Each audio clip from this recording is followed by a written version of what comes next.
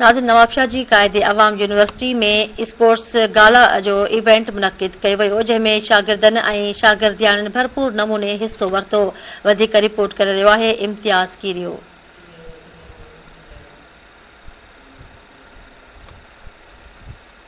क़ाइदे अवाम engineering university पारां खुश्क ऐं सख़्त निसाबी किताबनि में मसरूफ़ शागिर्दनि ऐं शागिर्दियाणनि जी ज़हनी ऐं जिस्मानी नशोनुमा ऐं तफ़रीह लाइ हिकु हफ़्ते ताईं जारी रहंदड़ स्पोर्ट्स गाला इवेंट मुनक़िद कयो वियो आहे। यूनिवर्सिटी जे 20 शोबनि में पढ़ंदड़ मजमूई तौर ते 2100 शागिर्द ऐं शागिर्दियाणियूं मुख़्तलिफ़ रांदियुनि जंहिंमें cricket, hockey, football, badminton, basketball समेत ॿियनि रांदियुनि में हिस्सो वठी रहिया आहिनि।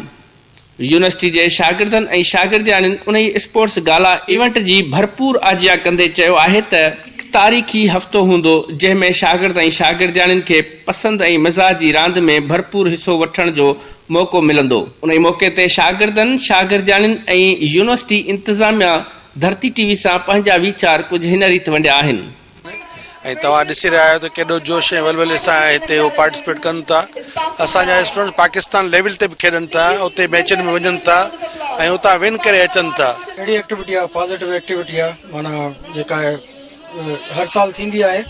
ऐं हिन सां हुते स्टूडेंट्स जो जेको हिकिड़ो सॼो साल जेको पढ़ाई वारो जेको हिकिड़ो माइंड सेट ठही थो वञे ज़ाहिर कंदासीं ऐं उन में हितां ई जेको आहे टैलेंट निकिरी करे नेशनल लेवल ताईं वेंदो। अहिड़ा इवेंट वरी वरी थींदा रहनि। कोविड खां पोइ ही असांजो पहिरियों स्पोर्ट्स जो इवेंट आहे ऐं असां ॾाढो एंजॉय करे रहिया आहियूं। ईअं ॿारनि खे ख़बर पए थी, असांखे इलाही घणो मज़ो आयो, असां एंजॉय करे रहिया आहियूं। तमामु सुठो पियो लॻे ऐं असां हिते कुझु डिफरेंट गेम्स ॾिठियूं आहिनि जेके असां हींअर खेॾंदासीं ऐं अहिड़ा थींदा रहनि। परफॉर्म करनि थियूं ऐं न्यू ॾिसण जो मिले थो। असांजो न्यू बैच आहे त पोइ असां न्यू एक्सपीरियंस कयूं था।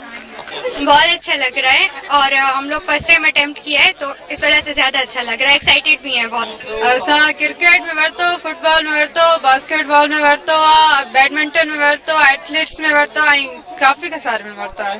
असां ॾाढो एंजॉय था कयूं ऐं असां टीम्स खे ॾिसूं था ऐं मार्च कई, असांखे ॾाढो मज़ो आयो। बहितरीन ऐं हिनमें असां एंजॉय करे रहिया आहियूं ऐं डिफरेंट मैचिस में असां हिस्सो वरितो आहे ऐं ॾाढो मज़ो पियो आयो। माशाल्लाह बहितरीन माहौल आहे। सिंध जे मादरे इल्मनि में पढ़ंदड़ शागिर्दनि ऐं शागिर्दियाणनि लाइ अहिड़ियूं गैर निसाबी सरगर्मियूं तमामु ज़रूरी आहिनि जेके साल जे मुख़्तलिफ़ वक़्तनि ते जारी रहणु घुरिजनि त जीअं शागिर्दनि ऐं शागिर्दियाणियुनि ज़हनी ऐं जिस्मानी फिटनेस खे बरक़रार रखंदे ज़िंदगी जा यादगार लम्हा माणीनि। कैमरामैन आज़म सां गॾु इम्तियाज़ कीरियो, धरती टीवी, नवाबशाह।